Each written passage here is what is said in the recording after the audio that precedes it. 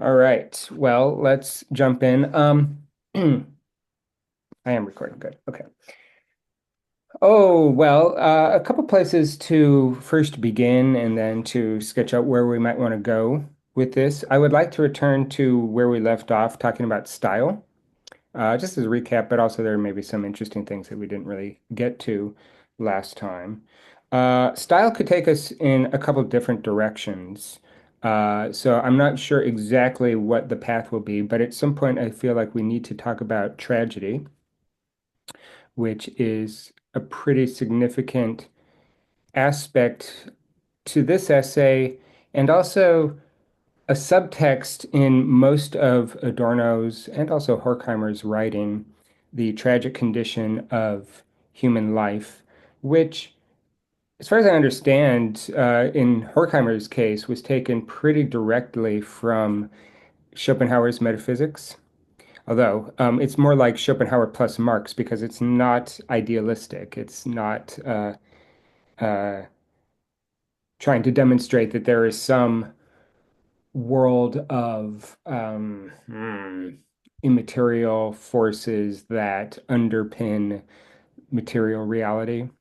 That's where the Marx bit comes in. It's a way to sort of secularize, although it's a little bit strange to talk about uh, Schopenhauer as spiritual. But if you know anything about Schopenhauer's metaphysics, you'll understand what I mean, that there's a sort of um, vague atheistic spirituality to Schopenhauer. And what Horkheimer and Adorno, to a large extent, do is secularize that, immanentize it, although Schopenhauer is also a one world philosopher.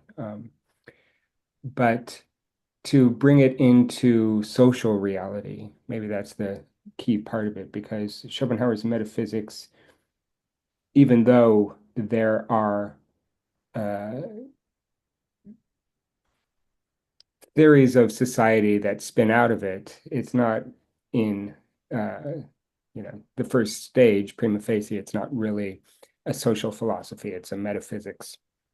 Uh, so maybe I'll spend a little bit of time talking about Schopenhauer because that's sort of important. And it is what connects Horkheimer and Adorno to tragedy. And when I talk about the tragic condition of human life, that's what I'm talking about, this sort of Schopenhauerian aspect to their social theory. I think it would also be interesting to raise the question, what is Adorno's morality here? What is the moral theory that he's putting forward? Because it's it's very obvious that it's a highly moral text. It seems essentially to suggest that, for one thing, suffering is bad and we should minimize it.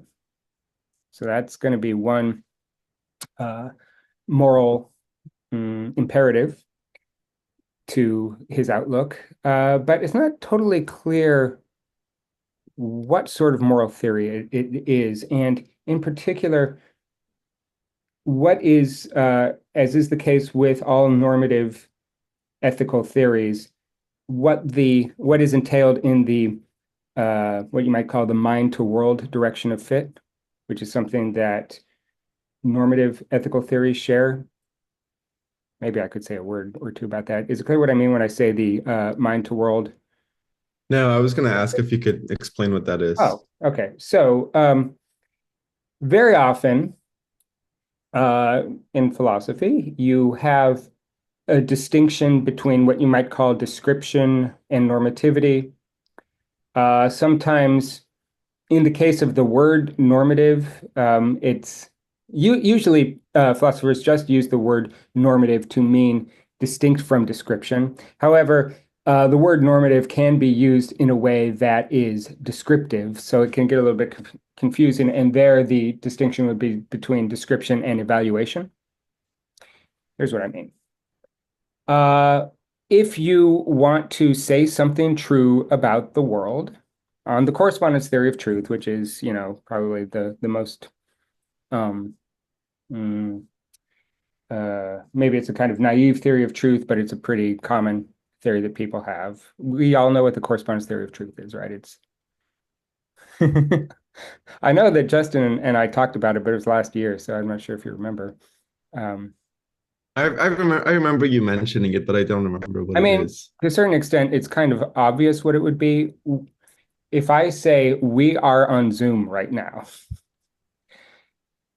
we probably all think that that sentence is true, but in virtue of what is it true?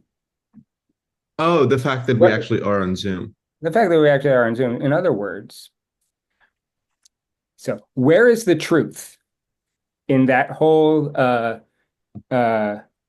complex state of affairs? Is the truth in our computers or whatever, or is the truth a property of the sentence, we are on Zoom right now?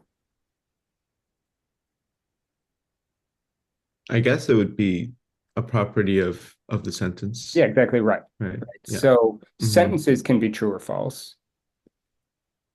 That's not true or false. However, if I say I just gesticulated wildly with my hands, that would be a true sentence. However, in virtue of what is that sentence true? In virtue of its correspondence to some state of affairs in the mind independent world or the language independent world, right? So that on the correspondence theory of truth, we have some kind of fit between mind and world, or sorry, mind and yeah, mind and world. We have a fit between mind and world, but in what direction does that fit go? The world is what makes the sentence true. Mm. The sentence is in the mind. You know, you could also say world to language direction of fit or world to mind direction of fit, but what makes the sentence I just gesticulated wildly true? The world does, which means that there's a direction of the world going towards the mind such that it makes that sentence true, right? So, you know, if I'm describing something, another way you could think about it is what is epistemologically prior, or maybe even ontologically prior. Maybe that's the better way to do it. What's ontologically prior, the world or the sentence about the world? The world.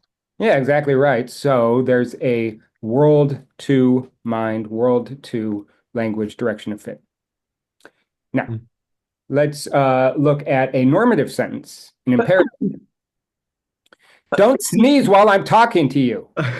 So rude. So rude. Don't sneeze. That's a little strange. You did sneeze. So that sentence, first of all, that sentence is neither true nor false because it's not asserting anything about the world. What it is doing, however, is me using my mind or my language to urge you to change the world. In other words, refrain from sneezing. Okay, so that's the mind to world direction of fit. Is that clear? Okay. All Question about, yeah, sorry. sure. I'm wondering, so that would only be a mind to world direction if it is, if whoever is giving that normative statement believes that normativity comes from the mind. Whereas, like, what about for people who believe that Yeah. normativity So or like so right, morals exist in their own? if you had a thoroughly no, so my dog always barges into my room. Just a second here. Dog. All right. Yeah, I mean, the problem with that whole thing is that we can get into all sorts of complexities about what do you mean by the world. Mm, So that even if you were a complete whatever determinist, materialist, whatever, who believed that there is no such thing as the mind, or there is no such thing as the capacity of minds to, even in a causal sense, uh, um, affect the world.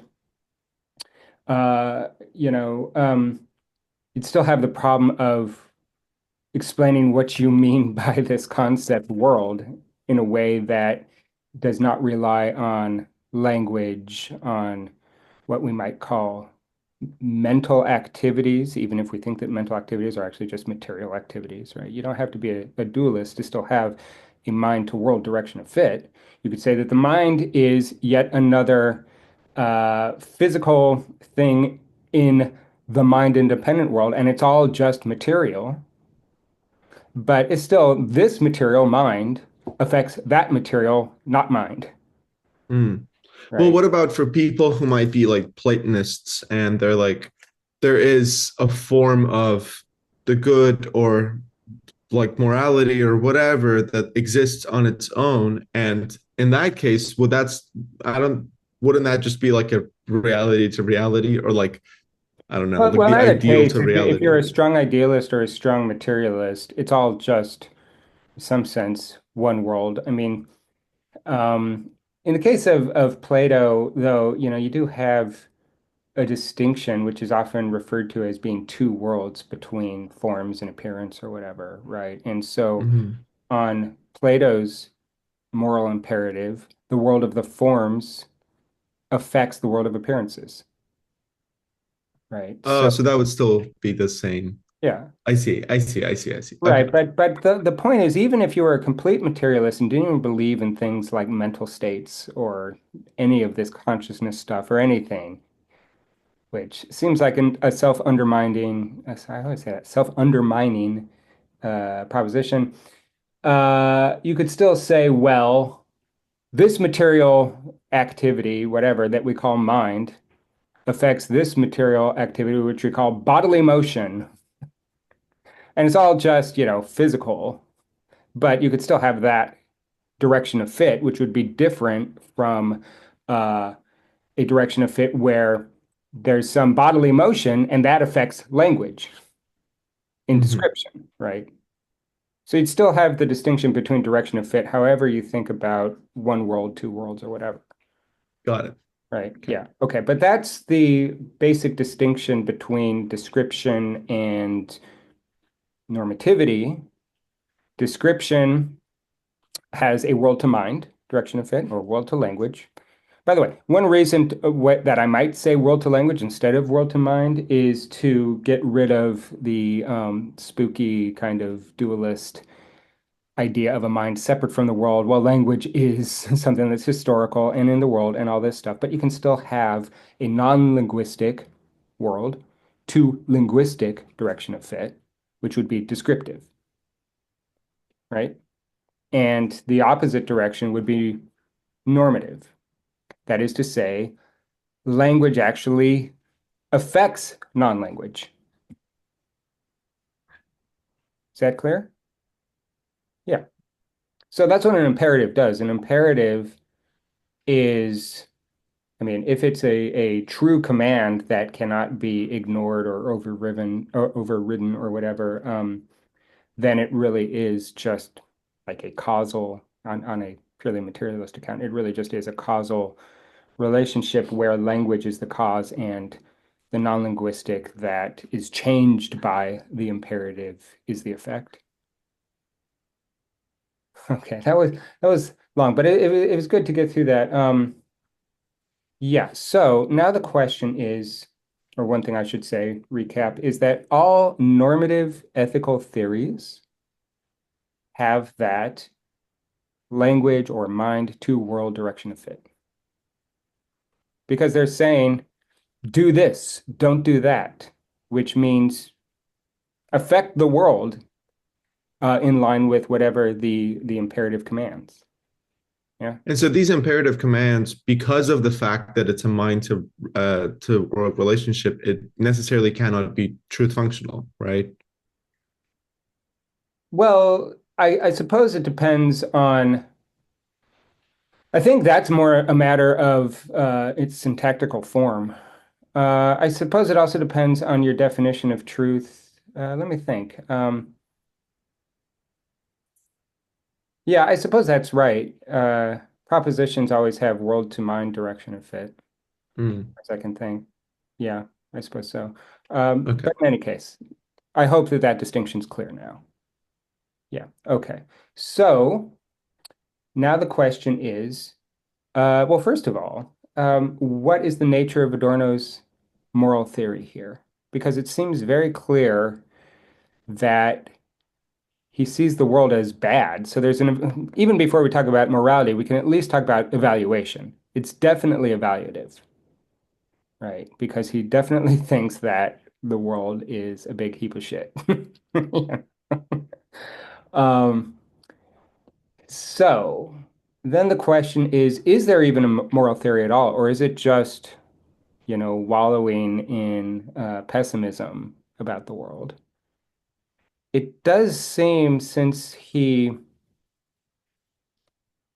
you know, certainly just the nature of critique, if you take it to not just be descriptive, but also imperative, then at the very least, it seems like it would be saying, do not do X, right? So what are some of the things that one would not do if they follow Adorno's critical evaluation?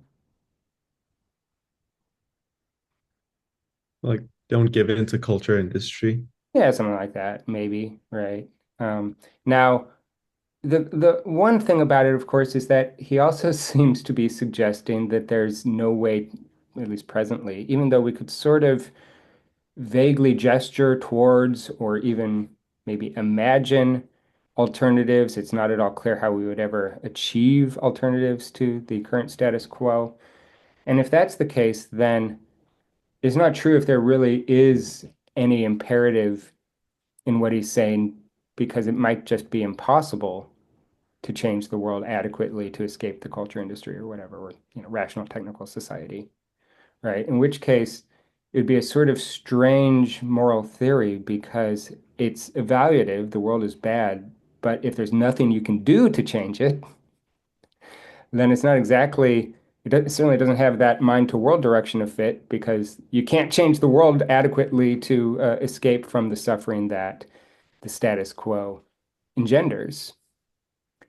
One thing you might be able to say is that, and this is something that it's a nice little phrase that I picked up from the Stanford Encyclopedia's article on Horkheimer, that the moral theory seems to boil down to, or maybe the theory of happiness at least, seems to boil down to not a positive theory of how to be happy, but rather a negative theory about how to maximally avoid suffering, right?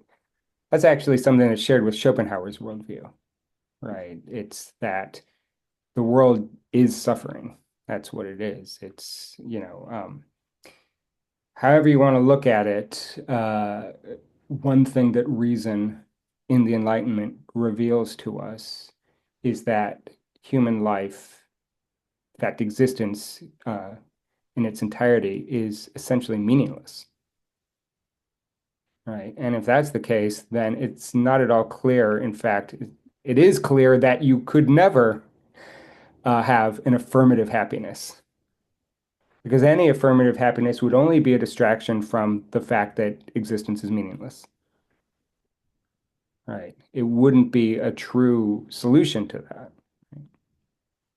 That would be a Schopenhauerian view. And that does seem perhaps to be Adorno's view as well, right? That this is why, negation is the engine of everything here, right? Because there is no way to, yeah, maybe I'll say it this way, that the only truth that you can affirm is the meaninglessness of existence, because anything else, as I said, will be a distraction from that, or will be just sort of illusory comfort, or will be, in fact, in being an illusion, will be itself oppressive and therefore will increase suffering.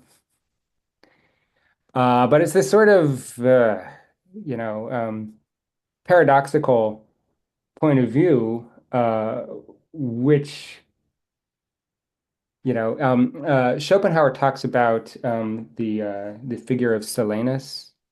Do you know Silenus? And he was a satyr, I think, like a goat man or something. And he was kind of like this cynical figure in some Greek myths. And one of the things that he's quoted as saying is some king asks him about the secret of life, the secret of happiness, or whatever. And he says, "You don't want to know, but I'll tell you this. The best thing would be never to have been born at all. The next best thing would be to die as quickly as possible." Um, I don't remember what I wanted to say about Adorno with that, but that does seem to be, sort of the imperative that is at the heart. Oh, yes, I do remember what I wanted to say, which is this, that you would think that reason, conceptualization, thinking is perhaps a way to alleviate suffering. I mean, even if you're not an idealist at all, you just totally follow the theory of evolution, etc., you still easily see that um, one thing that thinking and conceptualization and reasoning does is it enhances the survival probability of whatever species uses it as an adaptation, right? It's just one way of controlling the world to your advantage, one way of increasing your chances of survival. But and so you might think that that's the whole name of the story or the whole name of the game, but actually it turns out that the more you think, the smarter you become, the more you realize that nothing has any intrinsic value, nothing has any intrinsic meaning. And so that's a dialectical self-contradiction, right? I mean, it's like you think that thought is uh, the salvation mechanism from being oppressed by nature, and it is to an extent, but then it sort of evolves to a point where it is its own source of unhappiness, its own source of suffering, right? Um, and so a truism is that there's actually an inverse relation between intelligence and happiness, right? I mean, it's like to a certain extent, if you're really, really dumb, you're probably going to be on, well, I don't know. I don't know. I mean, they say ignorance is bliss, but if you're really, really dumb and you can't even like, you know, I don't know, take care of yourself in the least, you'll probably be suffering. But um, the thing is that if you're too intelligent, you just end up being more able to see how wrong everything can go. And that's the conflict at the heart of Schopenhauer's worldview, his epistemology, right? Which is why he thinks that reason is actually something that is actually oppressive, is something that enhances and increases suffering.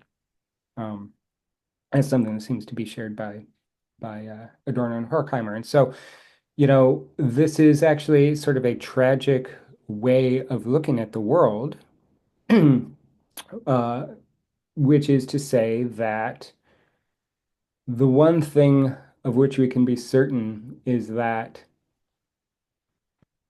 we are destined to suffer. We are destined to fail to find meaning.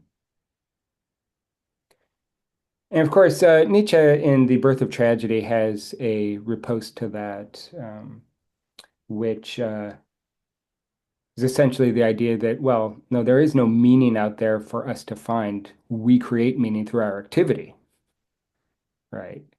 And so even though the world has no meaning separate from the meaning that we place on it, um, that's still that placing of meaning, that creation of meaning through uh, activity has some value to it, right? So it's maybe a little bit less of a pessimistic worldview. It's still not optimistic because we're the ones who create the meaning, and so there's a sense that outside of us, we still have the problem of the world essentially being meaningless. It's not really a full-blown optimism, but it is at least a somewhat less um, catastrophic pessimism, perhaps. But nonetheless, I think that that is kind of the worldview and kind of the moral picture that's at work here. So actually, last week, Justin, you said, I'm not sure that I can think of an alternative to the world as we find ourselves in it. And I suppose to be strict about it, Adorno would say, yeah, that's right. Because what you can do is show how bad the world is. But the problem is that any affirmative alternative, probably, I guess he would say, just because it has to be formulated in the terms that rational technical society makes possible for us, it's never going to actually get us out of the condition of suffering because there is no exit from suffering. What we can do is perhaps try to uh, minimize suffering, although it's not really clear that critique does a very good job of that, because if what critique does is uncover all the mechanisms of suffering, oppression, etc., that weren't obvious, then it seems like um, there's something self-undermining about that, right? And so then the question is, well, is ignorance worse than the search for the truth as a mode of suffering? I mean, could you say that the project that Adorno and Horkheimer are undertaking is itself the thing that they're railing against? Like it's a project of enlightenment, and that one could say, oh, well, maybe it's better just to be ignorant about these things. Yeah, I think that's why in the first essay they try to find, I was talking about the immanent outside, right? Something that's still in the social world as we find it in our current form of life, but that doesn't exactly play by the same rules, and that's why art is a potential candidate. But then in the culture industry essay, they kind of show that actually that doesn't that doesn't pencil out or whatever.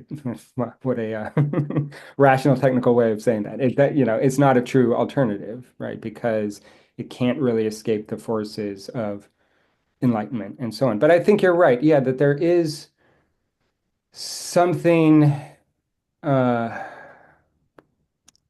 self-undermining about a rational critique of rationality, right? Because it has to use the terms that the object of critique makes available, right? And you can try to undermine it through various ways, through stylistic means. We talked a little bit about parataxis. We talked a little bit about argument by negation, that is to say, to argue by the gaps between things that aren't obviously related, or to argue by accumulation, which is kind of what they do in the culture industry essay. There's essentially one conceit, and then they just give you lots and lots of examples of it. The one conceit being suffering as a function of the interplay of the singular and the universal. And there are a variety of forms that that can take. Sometimes it's the particular as the site of a false universal, because the singular interfaces with the particular in the way that the particular interfaces with the universal. But if you take the particular to be the universal, then that is a fallacy. That is a uh, it's a false ascription of universality to something that is merely particular, something that could be otherwise, right? Capitalism could be otherwise, but it looks like there's no way out, so it's a false universal, right? That's one way that takes shape. Another way it takes shape is in the section on style, historical style as, in some sense, the universal, the socially coercive universal. Um, Although I suppose even there it would be particular because there are different historical styles, there are different, world styles or whatever. But also in the section on tragedy, that interface between the individual, the singular, and the universal, be it tragic fate, be it the standardization, homogenization of contemporary society, is always the thing. So the interplay between those things is what creates suffering, right? Sort of the engine of suffering. Did you want to say something? Yeah, I had a question. So, this idea that enlightenment would have to use, or we would like one would have to use the tools of enlightenment to critique it. Does that kind of like tie into this idea of critiquing the system from within that we talked about earlier? Yeah. Yeah, I mean, right. So I will say one thing that you might, if you read any secondary literature on Adorno or Horkheimer, uh, you'll see that it's usually claimed that they are committed to what's called immanent critique, which is exactly what you're saying. Critiquing the system from within the system, using or maybe sort of trying to subvert the concepts, the tools, whatever that the system makes available. I think the question is more how far can you go if your medium is essentially rational, is essentially discursive, right? And even if you bring in, certain literary techniques, I've used the example of parataxis, for instance, which is not really something that is descriptive of logical inference. It's something that's more descriptive of, say, literary persuasion style, this kind of thing. Even so, it's still an argument. They're still trying to create an argument that plays by the rules of rationality. I mean, you can't really get out of it sufficiently in a discursive medium to present something that is sufficiently different, sufficiently an alternative, right? I think that that's kind of the idea. And actually, if that's true, then that would be something that connects them to Schopenhauer's metaphysics of music. But actually, I don't know how much you guys know about Schopenhauer, so maybe we should spend a word or two on Schopenhauer's world picture and the way that music plays a role, although I haven't prepared that, and it's been a few years since I had my fingers in the world as will and representation. So I'll probably say lots of false things, but I'll try my best. Let's see, Arshia, you know a little bit about Schopenhauer, don't you? Sorry, my dog Yeah, is trying to jump up on this chair and so help him out so we get less of his noise there. Okay. Yeah, go ahead, Arshia. I tried it a while ago, but it was actually at a very inappropriate time because I didn't have a lot of other necessary like Okay. knowledge to understand it. Okay. But from what I could gather, well, okay, I won't even attempt it. I feel like it's going to be like Oh, too really? horrible of a Okay. take. Yeah. It's one of these things where we should probably just read some Schopenhauer because it's kind of complicated. I can sketch out as best as I can and as best as I remember. Um,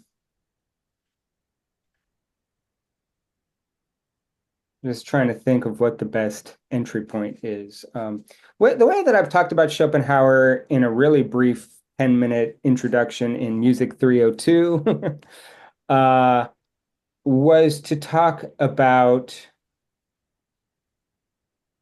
yeah, okay, maybe this is the way to do it. Okay, let's say you want to know the world. There are a few different things that you might try to do to get a better grasp on reality. In fact, in the history of philosophy, there's been one predominant move that people make, which is to think about it, to reason about it. Now, that seems, if you're Plato, one thing that might make you a little bit worried about how good of a grasp thinking gives you on reality is that if you follow Plato's reasoning, you actually lose, certainly at least the world of appearances, the reality as we find ourselves in it unreflectively, right? Plato's thinking makes him establish a completely separate world of pure thought. So that might already be something that's a little bit problematic. Although I will say that Schopenhauer is also partially a Platonist. So this is one of these wrinkles and complications that makes an introduction a little bit difficult. But at the very least, we might think that thinking may not actually give us a particularly good grasp on the world from the point of view of Platonism, because it makes us create a wholly separate world. But another way to think about it is that what's going on when we think about the world? Well, one thing that Schopenhauer does say is that any kind of understanding, any kind of thinking requires a distinction between the thinker and the object of thought. That's the subject-object distinction. And anytime you think, yeah, and pretty much any intentional stance, any intentional activity here, intention in the Brentano sense of having an aboutness relation. If I talk about the world, well, these sounds that I'm making with my mouth somehow are about the world. If I think about the world, then all these electrical impulses in my brain are somehow about the world. Anytime you do that, you have this distinction between the world and the act of thinking, the act of talking about it, right? So that already creates this structure of separation. Just the mere act of thinking means you're separating yourself from the thing you're thinking about. And even if you're thinking about yourself, there's a separation in the functions of the self. The functions of the self as subject thinking about the self object. Right. So even if there's something that's coexistential, let's say the self is a weird example because it's I guess persistence through change. So it might, not be any particular extensive object or anything like that. But even so, even if we say the word self, regardless of what functions it's performing, has one and the same extension, there's still this distinction in the functions of that thing, right? So that thinking always means distinction. You can never have thinking without there that being this separation between thinking and objectification of the thing you're thinking about. If what we're thinking about the world, if what we're thinking about is the world, then that means we're cutting ourselves off from the world by thinking about it. Okay, so another way to kind of sum that up is thinking always means building models. But just because it's a model, it's not the thing itself, right? Okay, so what Schopenhauer says is that thinking and all the various things that belong to thinking, reason, concepts, etc., actually get us further away from the world and not closer to it. It gives us a weaker grasp and not a stronger grasp on reality. Okay, now, if that's the case, can we ever grasp reality? Can we ever get closer to it? Or are we always sort of separated from reality by our thinking? By the way, you can see this already playing a role in dialectic of enlightenment, right? There's a huge amount of skepticism and critique about rationality thinking as being what really brings us closer to the truth. And in fact, quite on the contrary, it doesn't bring us closer to the truth. It takes us further away. It causes more suffering.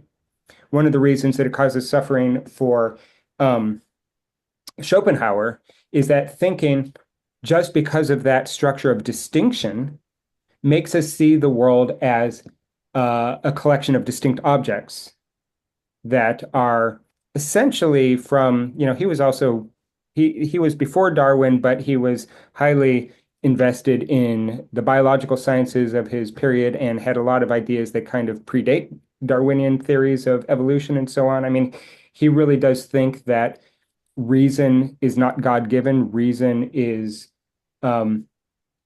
just sort of a material manifestation of the will for life, the will for survival, this kind of thing, which is kind of a proto-Darwinian idea. And if that's the case, if thinking both makes us see the world as a collection of distinct objects and it is merely a means of survival, a means of control or domination or whatever, then what we can see is thinking gives us a picture of the world where distinct objects are in relationships of domination to each other.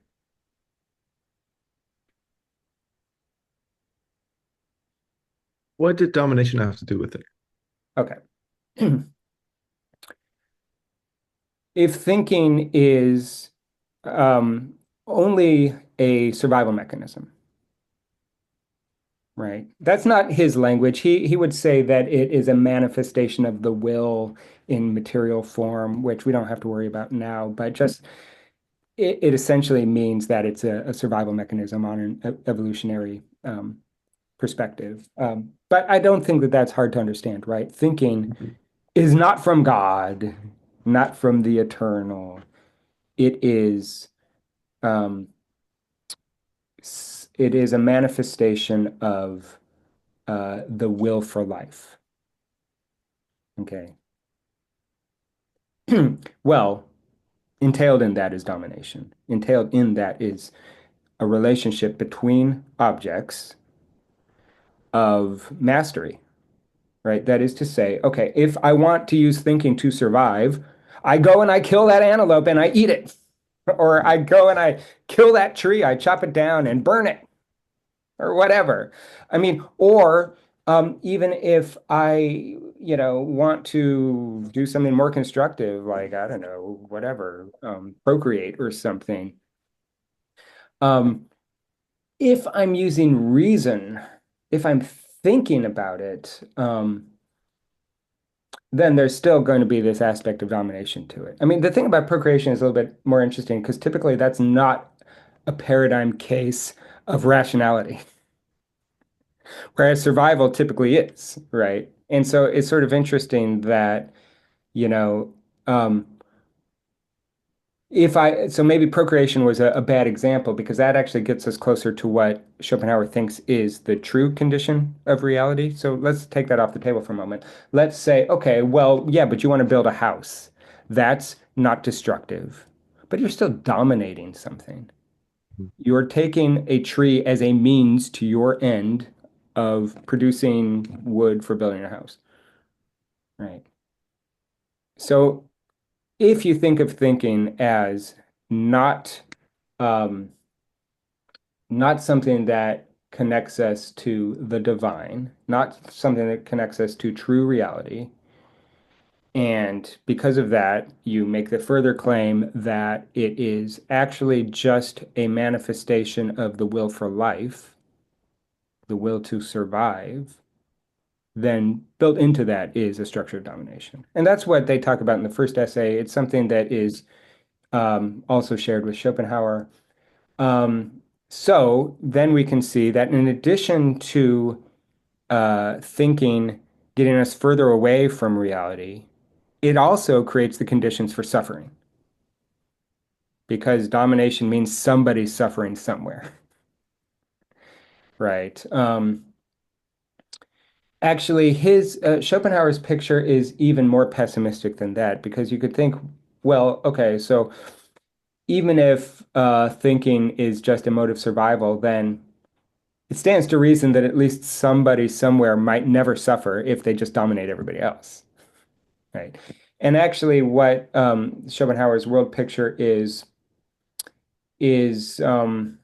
trying to think if I can argue for it, or if I should just assert it. Maybe I'll just start by asserting it, and some reasoning for it will become apparent.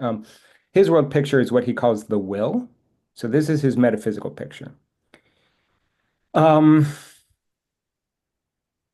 the will is essentially a self-contradictory unity, but I'm trying to think of how to argue for that. Maybe I'll go back to the problem that I raised earlier, which is that thinking does not get us closer to reality. In fact, it gets us further away and causes suffering. One reason that it maybe it doesn't cause suffering, but it at least makes us aware of our suffering and therefore enhances suffering. The more awareness you have of your suffering, the worse it is on Schopenhauer's account. Does an amoeba suffer? I don't know. I mean, maybe. One thing I will say about Schopenhauer is that he thinks that suffering is shared by all living beings. In fact, suffering, the thing is that the conceptualization of this phenomenon as suffering is something that only intelligent life forms have. But that's just a conceptualization. The condition of suffering is something that's shared down to the basic particles of reality. And the condition of suffering is what I'm referring to as the self-contradictory unity. But I haven't argued for that yet. Maybe I'll try to get there. Of course, this will spin out into a long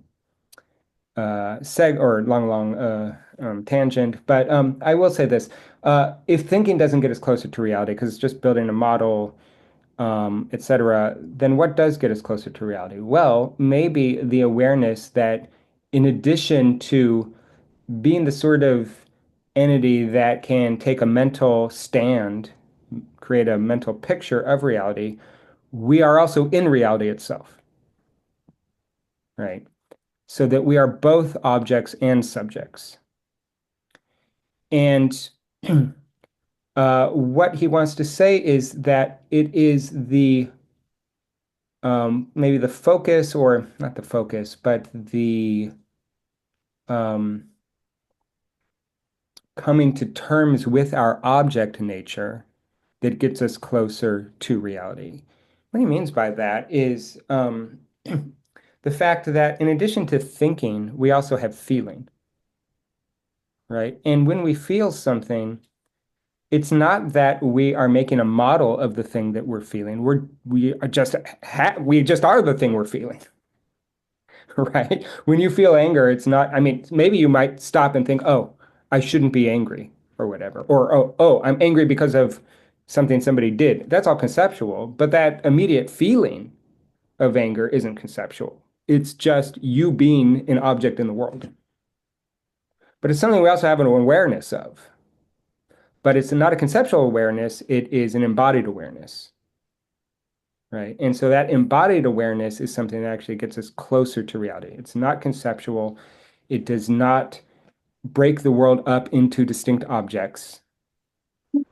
Um, I don't know what else to say about that. I'm trying to remember how to argue for the self-contradictory, conflictual aspect of the will, and I can't think of the argument just now. I'll have to go back and yeah.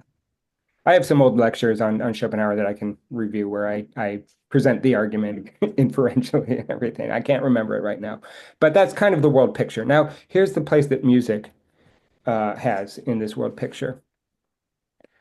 Pretty much all conscious activity, all mental activity, you might say certainly all, maybe if you want to talk about representation.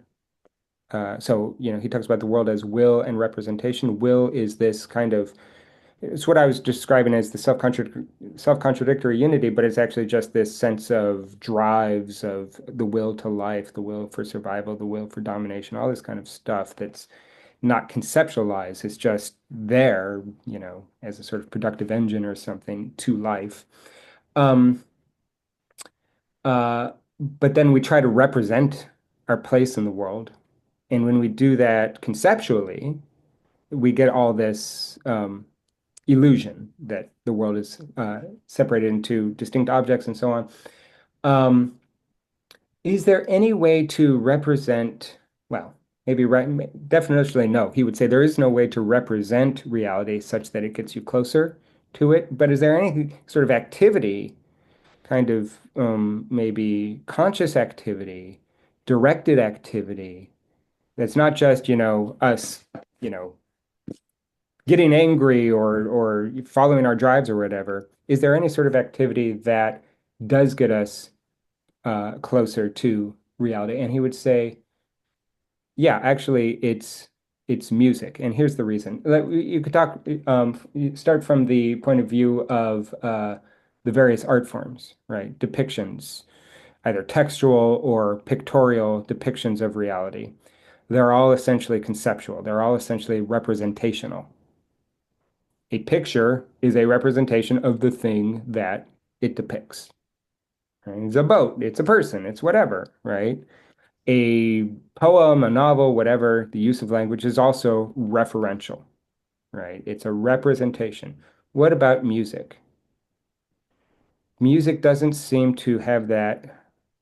referential aspect to it. It's sort of like pure expression, something like that. It isn't intentional in the way that a picture or a sentence is representational or intentional. It's not about anything. Music isn't about anything. And he thinks for that reason, it's the one sort of directed, sort of conscious mode of human activity that actually gets us closest to the world as it is in itself. Because it is powerful and in a very capacious and loose sense, meaningful. It's not just, bewildering nothing. It has this sense of purposivity to it. It has this sense of structure and whatever else might be a necessary condition for meaning without it being full on discursive or conceptual meaning. It has all of that, and yet it's not representational. And therefore, it is this activity that can connect us to the condition of the world as it is in itself. Okay. Um, yeah. I think I did actually argue for the well, no, I didn't. No. I can't remember how to get to the metaphysical picture of conflict because I gave you conflict as a result of reason, right? Because reason splits the world up into objects that can be in conflictual relationships. Um, I don't think he just asserts that the will has this kind of violent nature to it, but I can't remember the argument for it. So I have to go back and look. Um, but that's kind of Schopenhauer's metaphysical picture. And for him, it is a fairly pessimistic picture because, you know, the world as it is in itself, in addition to not having any meaning, also has this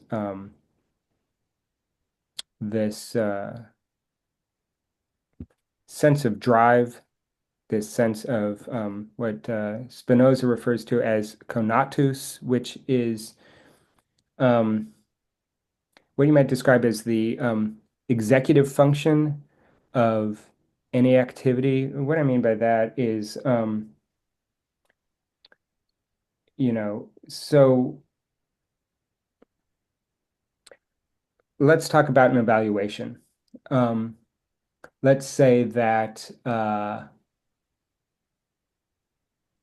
you have an imperative. Yeah, let's say you're Kant and you have rationally deduced what the right thing to do is. That's still not enough to do the right thing. You also need the executive function to carry it out, right? And that's what is actually at the heart of the idea of the will. That's what conatus means. It's this drive. It's this um, non-conceptual, rational capacity to actually act, to make things actual, right? And the will is purely that. So Schopenhauer's metaphysical picture is that is what is at the core of reality, this sort of constantly moving, constantly um, striving force. I suppose you could deduce, I'm not sure if this is how Schopenhauer does it, but you could deduce the structure of self-conflict merely from that, merely from the idea of the basic metaphysical picture being constant motion, constant striving, constant drive. From that, you already have the structure of self-conflict because that's what becoming is. That's the way that Hegel would do it. And I'm not sure, I don't remember if Schopenhauer just takes Hegel's argument or not. He hated Hegel. There's a they both taught at the University of Berlin at the same time, and Hegel had, hundreds of students in his lectures. This was by the way also at a period in history where professors were paid proportionally to how many students were in their classes, which always makes us nervous these days. Um, And Hegel always had hundreds of students in his lectures because, he was like the world philosopher at that point. And Schopenhauer, because he hated Hegel so much, um, decided to schedule his lectures at the exact same time as Hegel's, but it didn't work because nobody went to Schopenhauer's lectures. He was independently wealthy too, so I guess he didn't care. But anyway, I'm not sure if he just takes Hegel's argument for this idea of the sort of self-conflict, right? But you can see that if you think that the metaphysical picture of reality is something like energy, right? Not thought and ideas in this sort of Platonic or maybe axiomatic sense, but what comes before thought is energy, and thought is just an abstraction from energy, right? What comes first? I mean, this is a basic evolutionary picture too, right? I mean, thought is something that, as far as we know, comes pretty late in the history of the universe. What comes first, just you know, as a causal priority, what comes first is energy, life, etc., and then life develops thought, right? But in Schopenhauer's picture, he gets there through metaphysics, not through, a scientific causal account.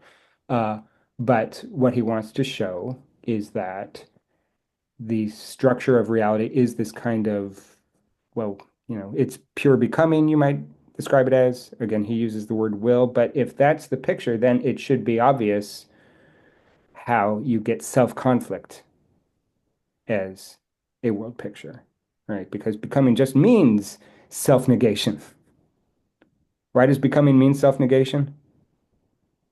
because you need to negate what you are in order to change and Yeah, become something exactly. And if else. that's Yeah. if that's the eternal picture, it's eternal change, which means eternal self-negation, Mm.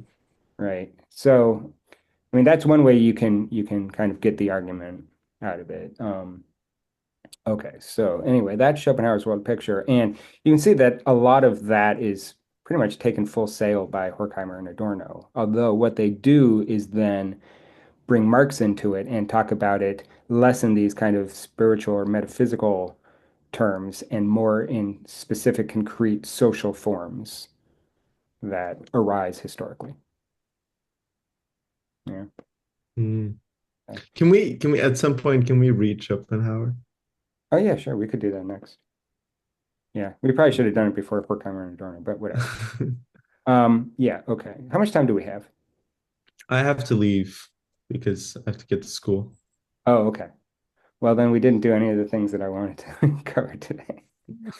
Um, the section on style and the section on tragedy. When can we meet again? Next week actually I think works pretty well for me because I don't have any classes except for Wednesday, but on Monday or Tuesday or anywhere else, any day else. How's your Monday, Justin? That's fine. Yeah, should we do the regular Monday time Yeah, again? let's just say regular time.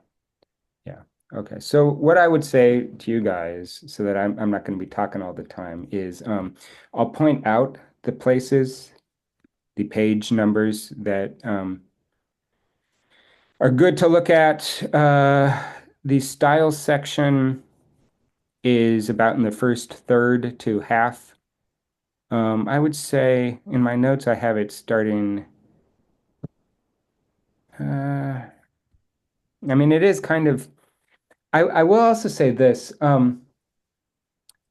If you think of the will in Schopenhauer's sense as this sort of constant flow in almost sort of stream of consciousness sort of way, not that it is inferential, although inference also has a sense of chain or a sense of flow or something like that. But there is a kind of almost stream of consciousness aspect to the way that they write here, which is also maybe kind of vaguely Schopenhauerian. Um, and that's one of the reasons that it's hard to like find the starting point of a section. Um, but I would say maybe start around page 99. Let me go back to page 99 and see if there's a specific paragraph to start in. Um, well,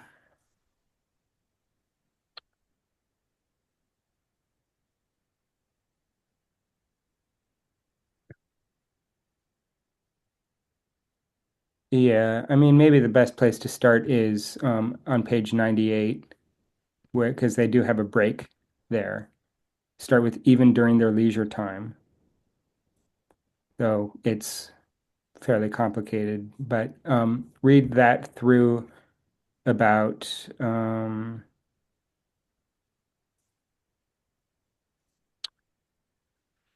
there's so many. Read that through maybe the first full paragraph on page 100 or so. Read that really closely. Uh,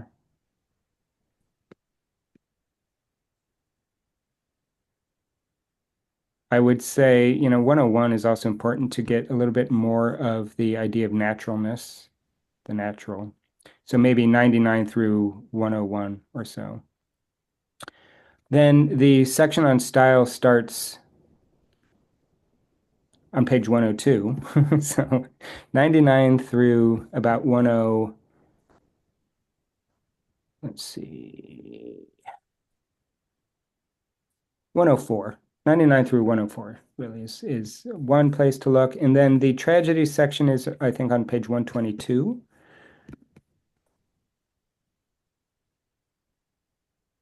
Just go there, make sure that I'm giving you the right pages.